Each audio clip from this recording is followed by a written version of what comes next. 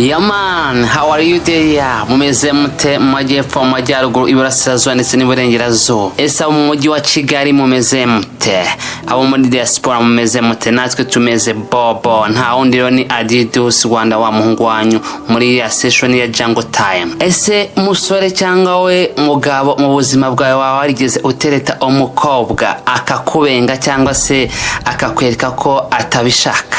Ibi byo rwose akenshi abonaganiye nabo benshi live bambwiye ko rwose kugira ngo ubone umukobwa upfa kukwemera mugakundana bitari ibintu byoroshye habe na gato, urukundo nyarukundo. Hari uwambwiye ko kugira ngo abone umugore nibura yarateresa abakobwa bagira muri 24. Undi nawe umushakashatsi nakoze ambwira ko yabonye umugore amaze gutereta abakobwa 32. Undi nawe ambwira ko yagize amahirwe agatereta 2 bonyine, uwa mbere bikanga, uwa kabiri bigahita bikunda. Abandi yo muganire bakubwira ko arabo bagiye bakundana ubone nyuma bakabahemukira. Abandi bo ukumva bakubwira ko abo bakunze batigeze babaho urukundo habe na rutoya cyangwa se batigeze babemerera urukundo, bakababwira ko bitashoboka gukundana nabo. Turashaka ko mutwandikira muri comment impamvu muzi zitandukanye ushaka gutereta umukobwa wamwishimiye wamukunze ariko we ntabashe kuguha urukundo cyangwa se ntabashe kurukwemera kandi nta musheri wundi asanzwe afite. Kuko abakobwa nagenganira nabo bagiye bambwira impamvu nyinshi zitandukanye.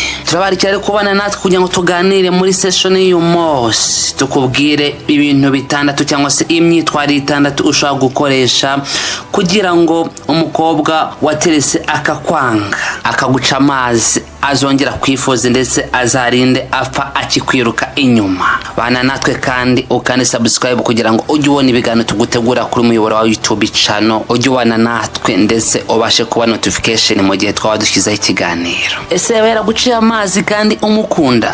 Ese waba warashatse kumutereta ukabona ntabyitayeho? Ese mwamwarigize kwinjira mu rukundo ho bya gatoya ariko ukabona agenda hinduka bya hato na hato, ukabona ntagishaka kukumva nkuko byari bimeze mbere? Ese waba warashatse umugore akaguca amazi ndetse byangombwa akaguta akigendera? Dore ukuntu wakwitwara aho kugira ngo urire cyangwa se wirwe uhenda uwo nguwo uri kukwanga cyangwa se uwo mugore uri kukwanga. Ubu no ubushakashatsi buhambaye bwakozwe n'abapsychologist ndetse n'abafilosofe bahambaye. Gusa birababaza kuba wakwirengagizwa n'uwo wakunze. Rimwe na rimwe ugasanga wakoze n'ibyo ushoboye byose ariko n'undi bikanga. Abenshi iyo yakunze umuntu nyabyo akamwanga bumva yanakwiyahora. Akenshi na kenshi umugore cyangwa umukobwa yakwanze biragutungura kuko ushiduka atakikwitayeho utazi uko byagenze. Noneho ndetse wanareba nikosa wakoze ukarishaka ukaribura. Tega amatwi ukurikire ikiganiro cy'uyu munsi, birarangira ukuyemo ibintu by'ingenzi bimwe ushobora gukoresha mu gihe umugore cyangwa se umukobwa mukundana yaba yakwanze ariko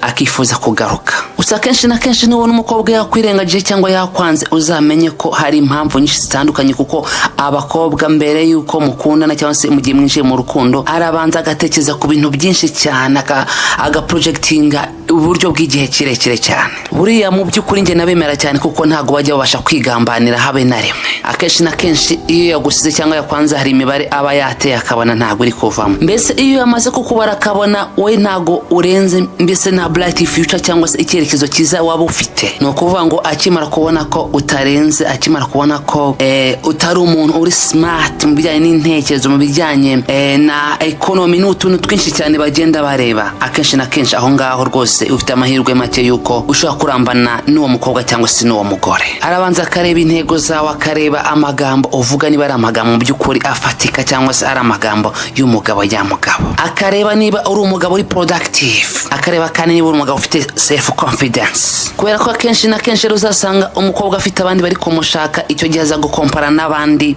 baba bari kumushaka. Mu gihe cyose haba hari ukurengeje rero izo character nziza, byanga bikunda wazahita gukata asanga uwo nguwo. Gusa kuko birebera iby'uwo mwanya cyangwa se iyo environment barimo cyangwa se ibyo bihe barimo bata projecting by'igihe kirekire, akenshi na kenshi hari igihe ashobora kwibeshya ariko mu by'ukuri azaba yashingiye kuri izo characters. Ikintu cya mbere nubona byagenze gutyo ugomba kuzamwereka ko imibare yayibaze nabi cyangwa se yakwibeshyeho. Uti se nabigenza gute? Ndakurakira kubana natwe kugira ngo ubimenye neza uko uzabigenza. Rimwe na rimwe numara gukoresha ubwo buryo uzabona atangiye kugaruka asa n'ukwitoratozaho cyangwa se yifuza ko mwakongera gusubira uko byari bimeze. Icyambere ugomba guhita ugira imyitwarire imeze nkaho umukobwa atabaho cyangwa se ntiwongere kumwitaho nk'uko wamwitagaho mbere, cyangwa se ntiwongere kumwiruka inyuma cyangwa se kwerekana ko ukimukeneye cyane nkuko wari umukeneye mbere.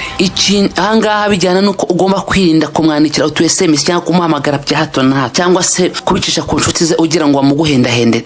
No, iki ngiki ugomba kukirinda. Aha ni wibeshya ukajya kumubaza ibyo mwapfuye cyangwa se ukajya kumuhendahenda amubaza ibyo mwapfuye byinshi, ahubwo azarushaho kukwanga cyane, cyangwa se niwibeshya ushaka kumusubiza muri mudu cyangwa se kumubwira ko ukimukunda, ahangaha ahubwo azarushaho kukwanga ku buryo bukabije. Hari n'abandi biha ko kwigira umwana mwiza cyangwa se ukiha kohereza utugifti twa hato na hato kugira ngo arusheho kongera kukwiyumvamo. Oya no, ibi ngibi nabyo uba wagipfuye cyane. Ahangaha nuzana ibintu byo kumugigira cyangwa se ugashaka kumwiruka inyuma ku buryo bukabije, noneho azahita konfirima neza 100% ko bya bindi yibwiraga mu ntekerezo ze zuko ucitse cyangwa se utarenze ari byo 100%. Kuko ubundi abashakashatsi bagaragaza neza 100% baba psychologist nuko iyo weretse umukobwa ko umubuze wanapfa cyangwa se umushaka cyane, ahangaha we aruzinga interest cyangwa se yumva ari kubura interest cyangwa se akumva ntari kubyumva, akabura agaciro muri wowe. Usanga mu kubikora bisa kubikorana ubwenge ko iyo ubikoze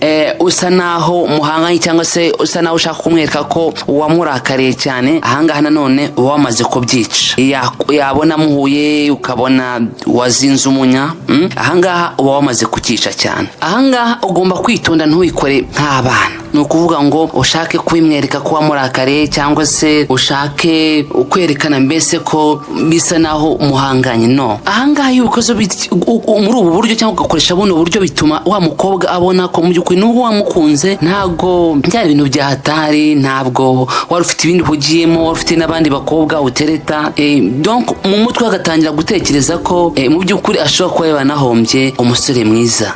Icya kabiri, ahangaha ukwiye guhidinga emotions zawe cyangwa se guhisha amarangamutima yawe. Ahangaha ikintu ugomba gukora, ugomba kugaragaza ko utaheranwa n'agahinda cyangwa se byakubabaje cyane ku rwego rwo hejuru cyangwa se byagusajije cyane. Kubera ko buriya iyo umukobwa agucecekanye, kuko urabiza kenshi na kenshi iyo umukobwa ari kwivamo agenda akwima time cyangwa se akwima umwanya wa wundi mwajyaga muganira. Ahangaha rero wowe iyo utitonze yatangiye kugucecekana, noneho wowe ugashaka kukwereka nako byakubabaje cyane, bituma we ahubwo arushaho kugira imbaraga cyane se no kugufungira amazi n'umuriro. Ikindi kandi burya biranashoboka ko kano gasuzuguro cyangwa se uyu mwanya yaratangiye kukwima cyangwa se yaratangiye kubura interest ukuyena, yaratangiye kutakwiyumvamo, nabyo ushobora kubifata ukabisubiza ku gipimo cyo hasi cyane. Rwose niko bateye, nabona nta utabyitayeho, ahubwo azanatungurwa no kubona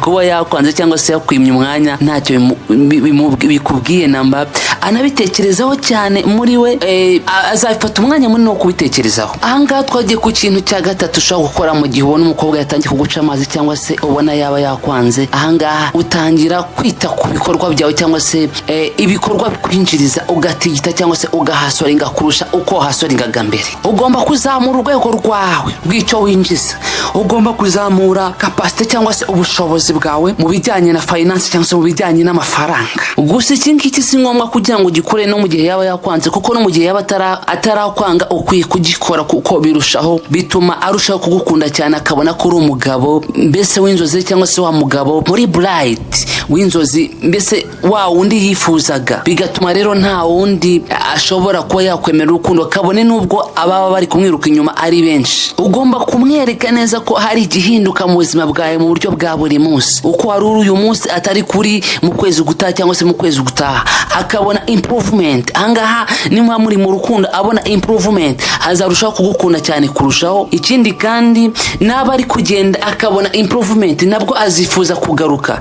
Ni ikintu cyumvikana neza cyane. Ahangaha ugomba kufokasinga kuri income cyangwa se kuri productivity, ukazamura urwego rwawe mu bijyanye n'icyo winjiza, ukazamura urwego mu mibereho, ukazamura urwego mu byo ubasha kugeraho cyangwa se muri achievement. Kubera ko buriya aho abakobwa cyangwa se igitsina gore bava bakagera, bakunda umugabo ugira achievement. Ahangaha bijyana nuko ukomeza kwitaho haba mu mibereho yawe ya buri munsi, haba mu kwinjiza muri improvement bwa buzima bwiza gusa you have to hustle, ugakora cyane kugira ngo nawe igihe cyose yabibona arusheho kumva gukunze, cyangwa se mu gihe yaba ari muri bya bintu byo kuvuga ngo uriya musore abone harimo impinduka zidasanzwe. Rwose urwanya ikintu wivuye inyuma cyo kuba block. Ikintu cyo kuba block rwose ni ikintu kigusubiza hasi cyane imbere y'umukobwa cyangwa se imbere y'umugore wawe waba warishakiye. Igihe cyose mu mufuka wawe nta kintu kirimo, azumva aruzinze interest, cyangwa se azacika intege zo kumva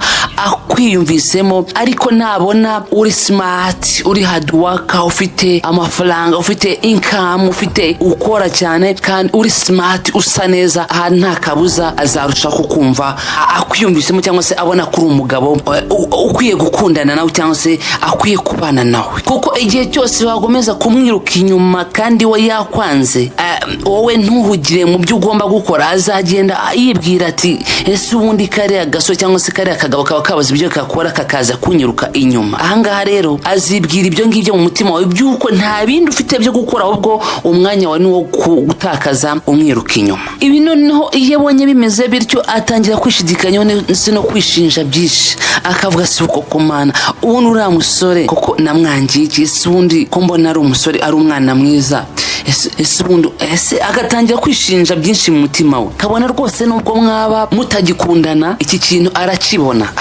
iyo wagize improvement, kubera ko akenshi na kenshi buriya abakobwa cyangwa se abagore iyo yakwanze asigara bariza amakuru yawe, asigara agucunga cyangwa se agushyiraho muzamaneko kugira ngo amenye uko byagenze, amenye niba byaranze, amenye niba se warabonye undi mukobwa mwiza umurenzeho, cyangwa se amenye niba harabaye improvement cyane. Noneho iyo abonye waragize improvement cyane biramubabaza, kumva arababaye, kumva agatekereza ese nagaruka gute, agatekereza inzira zabicishamo kugira ngo agaruke kuri wowe. Ariko ahangaha nasanga ukiri hasi azavuga ati n'ubundi bya bindi natekerezaga koko nibyo, wa muhungu ntabwo nari nkwiranye gukundana nawe, cyangwa se uriya mugabo ntabwo yari akwiriye kuba umugabo wanjye. Aha rero tugende tugere ku kintu cya kane kizatuma umukobwa wakwanze ashobora kumva yakwifuza ko mwakongera gusubira mu bihe byiza, cyangwa se mwakongera gusubira mu rukundo. Ahangaha rero hari impamvu buriya umukobwa ashobora kumva atashaka gukundana nawe, cyangwa se umugore akumva ntakikwishimiye kubera ko uboringa, cyangwa se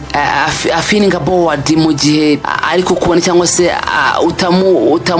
utamuha show. Ahangaha mu gihe utabasha kumuha show cyangwa se ngo ubashe kumushimisha mu biganiro, cyangwa se utamu-entertaininga, ahangaha nabwo azumva atakwishimiye. Ahangaha ubundi biba byiza iyo umukobwa rwose umutungura kenshi, ukamukubita utuntu tw'injuga, ukamubwira utuntu tumusatsi udustori tuhambaye, ukamubwira mbese ukajya ugerageza kujya umuha show, ukagerageza guhorana utuntu dushyashya ku buryo adahora yumva ibintu bimwe kuri we, cyangwa se adahora abona ibintu bimwe kuri wowe. Buriya igitsina gore aho kiva kikajya gikunda umuntu uzi utuntu twinshi, utuntu twose twa entertainment, uzi business, ugira mbese idea ku bintu byinshi cyane, cyangwa se uzi gukora utuntu twinshi cyane. Ahangaha rwose iyo ubizi murahuza cyane. Aha ko warafatishije amafaranga cyangwa se umeze neza cyane, ntabwo aricyo kizatuma wizera neza rwose kuri ya mukobwa wamufatishije wamwegukanye.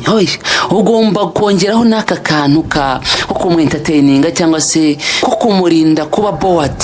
Ibintu ntubasha kubigeraho ufite amafaranga, ariko kongera n'ako kantu ka entertainment, mu by'ukuri ahangaha rwose uzaba umufite. Aha rwose nubwo ufite amafaranga, nubwo rwose buri kimwe cyose waba wakimuhaye, ariko ntubashe kumu-entertaininga, bizatuma atarushaho kukwiyumvamo, bizatuma atekereza kuri ba bandi bamu-entertaininga, cyangwa se ba bantu bakunda kumusetsa cyane. Ahangaha yumve akumbuye bya bihe bya ba bantu bamusetsa kurusha wowe ushobora kuba ufite amafaranga, cyangwa se ushobora kuba unamusohokana ahantu hahenze ariko utabasha kumu-entertaininga. Ibi nibyo bikunda kwiberaho cyane, no gasanga umukobwa yanze umusore rwose w'umukire, muzi neza ko ari umukire, aho mu makarisi iwanyu cyangwa ahantu hatandukanye, ukabona yisangiye ka gasore rwose bamwe betadinya kwita kamaringaringa, kakandi gasetsa, ukabona niko kamukukanye da, niko kamutwaye. Ahangaha niyo karakteri azaba yamurushije nta kindi. Ugasanga rimwe navuga ngo wamaze kubaka umubiri, ufite inda, ufite bya bindi twitanya kubahwa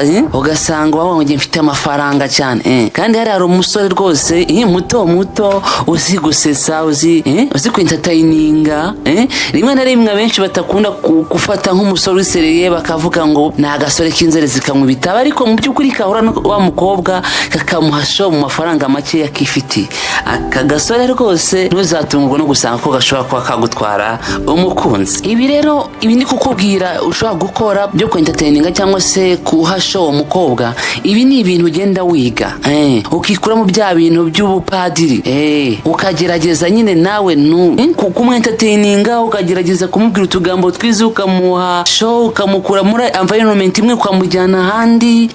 Ntumve ko kuba mwaririye inkoko iwawe gusa ibyo bihagije, ushobora no kumujyana ahandi ukamugurira injuga cyangwa se utundi tuntu tworoheje aho ngaho. Ahangaha biza bigaragaza rwose ko uri umusore cyangwa se umugabo mwiza kuri we. Ahangaha irindi kosa ukwiye kwirinda kugira ngo umukobwa azagukunde riri ku mwanya wa 5. Ahangaha ni ikintu cyo kwirinda kumutakazaho imbaraga nyinshi cyane z'umurengera. Nanone ahangaha numutakazaho imbaraga nyinshi cyane z'umurengera rwose nabwo azumva aruzinze interest. Ahangaha zanakora n'utuntu two kukwiyenzaho kugira ngo agira ngo arebe mu by'ukuri uburyo wamusariye. Ahangaha rero ukwiye kuzamenya uburyo witwara, ukamenya ko ugomba gukontorora ibyo bintu byawe cyangwa se ukamwereka ko nta birenze. Ahangaha rero najya akora utuntu twinshi asa n'utwo kwiyenzaho, nawe ukamwereka ko ntacyo bitwaye, ukamwereka ko wamwihanganira cyane ndetse yaba yanakoze n'utuntu tumeze nk'udukosa akaba ariwo witangurana kumusaba imbabazi. Ahangaha wowe kugenda umuha imbaraga nyinshi agufiteho ubushobozi bwinshi kuri wowe. Iri kosa rero ukwiye kuryirinda cyane. Akenshi usanga rero abagabo bakunda kurangwa n'ibingibi ari uko usanga bafite ubwoba bw'uko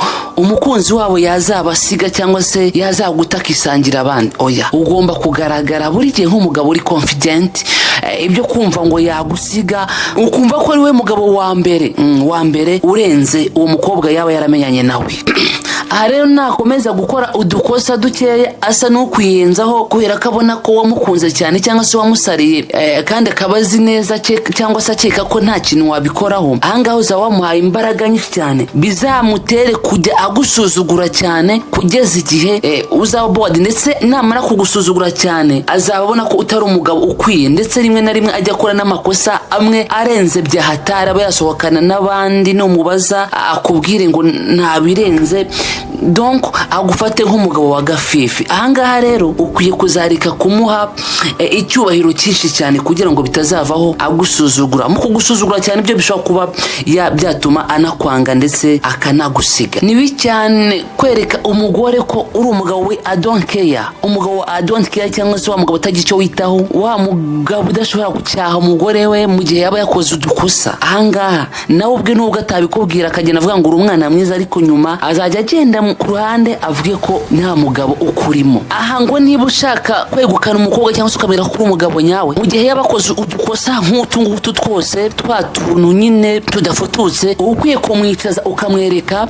utwo dukosa, ukamwereka ko atari two kandi ukamwereka ko utabikunda, ukamwereka ko akwiye no kubihindura, ndetse kandi unamwerera umubwire ko iryo kosa udashaka kuzongera kuribona kuri we na rimwe. Aha kandi mu kubimubwira ntabwo ugenda umubwira usa naho uri gutongana, usa naho waraka. Oya, imubwire utuje nk'umugabo w'umugento. Ugomba kumwereka ko uri tayifite tolerance habe na ntoya ku myitwarire mibi idafututse. Ibyo rwose bizatuma uba umugabo mu maso ye uhambaye cyangwa se umugabo w'igikundiro kuri we. Ikindi tujye kujya ku cya 6, ugomba kuba wa mugabo wibanda ku ntego, ntube wa mugabo utagira intego. Anga ibi bijyana nuko uri wa mugabo ufite icyerekezo cyangwa se ufite target wasetinze bifuza kugeraho kandi ziri bright zihambaye. Anga uzasanga ugiye mu kwacivinga za target zawe kabone nubwo umukobwa yaba yaguciye amazi cyangwa se yagize ntabwo uzabyitaho habe namba. Ni ufite rero ya target kuko ariyo urombere ushaka se kuko ari ushaka kugeraho, ko yaguca amazi ntabwo uzigera witindaho. Nawe rero nabona utongeye kumwiruka inyuma kuko ugiye kuri za target zawe nabwo azabitekerezaho cyane. Kugira ngo ubashe kugira intego yawe nuko ukwiye kujya ufata umwanya wo gutekereza ku hazaza hawe nabura mu gihe cy'imyaka 30 ari imbere, ese nzaba meze nte, ese nzaba ndi umuntu umeze uti? Ibingibi ukwiye kubikora. Ahangaha abantu benshi usanga batabimenye, ugasanga nta mwanya bajya bafata wo gutekereza kuri ejo hazaza babo cyangwa se uko bazaba bameze mu myaka myinshi iri imbere. Ugasanga kuba yagiye mu kazi akongera akagaruka, akongera akajya mu kazi akongera akagaruka, akajya gutembera akanywa, agasangira n'inshuti ze, kumva ko ubuzima ari ubwo, bituma atabasha kumenya ya ntego ye ya nyayo. Ahangaha kandi mu gusetinga intumbero yawe, ugomba gusetinga intumbero izakugira umugabo ukomeye uri strong mu buryo bwo mu mutwe, mu buryo bw'ubumenyi ndetse no mu buryo bw'amafaranga. Aha kandi ukwiye gutekereza uti ese ubundi nimara kubona amafaranga nzayakoresha iki? Ugomba kugira intego rero ariko ifatika ihamye, ukavuga uti nimara kubona amafaranga amaze kuba umugabo nyamugabo, ayo mafaranga nzayakoresha iki? Urugero ushaka kuvuga uti ndashaka kuzubaka inzu nziza, urugero ushaka kuvuga uti ndashaka kuzagura imodoka nziza, ushaka kuvuga uti nshobora kuzashinga uruganda, ukagira intego. Ibi ngibi bikurinda ko ya mafaranga n'undi numara kuyabona utazayangiza, ahubwo uzayakoresha ikijyanye na ya ntego wari warihaye. Ahangaha rero umugore namara kubona ko uri umugabo w'intego azarushaho kugukunda cyane. Niyumva mu ntekerezo zawamo imishinga y'intego kandi ziri bright cyangwa se nziza, bizatuma adashobora kugusiga habe na gato uko byagenda kose. Wowe wadukurikiye rero, niba washe kumva bino bintu byose twaganiriye muri iki kiganiro, muri session yacu ya Jungle Time, nizere ko hari icyo wungutse. Niba wajyaga uhura n'umukobwa mugakundana ntimurane kabiri, ushobora gusanga ariho biturukaho cyangwa se intandaro ari wowe. Ahangaha ukwiye kwigenzura ukareba niba atari wowe mpamvu. Kuba umukobwa yagukunda si uko ufite amafaranga gusa, kuba uyafite nabyo biba byiza kurushaho. Ibi bintu byose rero nubikora bizatuma uba umugabo uhamye ndetse umugabo ufitiye icyizere, ku buryo n'umukobwa cyangwa se umugore wawe azabikubonamo akabasha kukubaha ndetse akabasha kugustakingaho forever kugeza musazanye. Niba iki kiganiro rero wagikunze cyane, ushobora kuma like kandi ukana subscribe kugira ngo uzajye ubasha kubana natwe, ugakora no kukazogera kugira ngo ujye notification igihe cyose twashyizeho ikiganiro, kuko tubategura ibiganiro by'ingirakamaro kandi by'ingenzi ku buzima bwacu bwa buri munsi. Ibiganiro rero tubategurira byo nakagaruka. Ciao ciao.